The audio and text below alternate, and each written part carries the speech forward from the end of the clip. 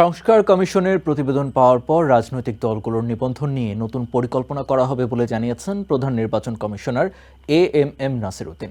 আওয়ামী লীগ নির্বাচনে অংশ নিতে পারবে কিনা তা জানতে হলে সবাইকে সে পর্যন্ত অপেক্ষা করতে হবে বলেও জানিয়েছেন তিনি। এছাড়া একদিনেই সব স্থানীয় নির্বাচন করা সম্ভব নয় বলেও জানিয়েছেন সিইসি। ভোটার তালিকা হালনাগাদ ও ত্রয়োদশ জাতীয় সংসদ নির্বাচন উপলক্ষে সিলেট সার্কিট হাউসের সম্মেলন কক্ষে শনিবার সাংবাদিকদের সাথে মতবিনিময় করেন প্রধান নির্বাচন কমিশনার এএমএম নাসির উদ্দিন।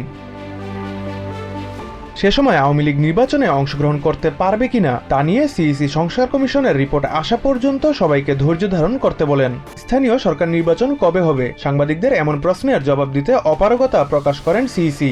এ সময় একদিনে সব স্থানীয় নির্বাচন করা সম্ভব নয় জানিয়ে সিইসি বলেন, এটি করা কঠিন হয়ে যাবে। পত্রপত্রিকা দেখছি অনেকে বলছেন যে একদিনে সব লোকাল গভর্নমেন্টের নির্বাচন করার সুপারিশ কেউ কেউ করছে।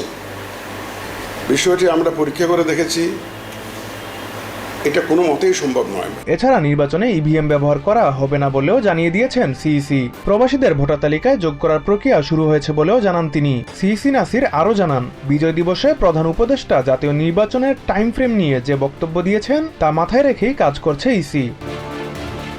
Fuad Hasan, TVN 24 news desk.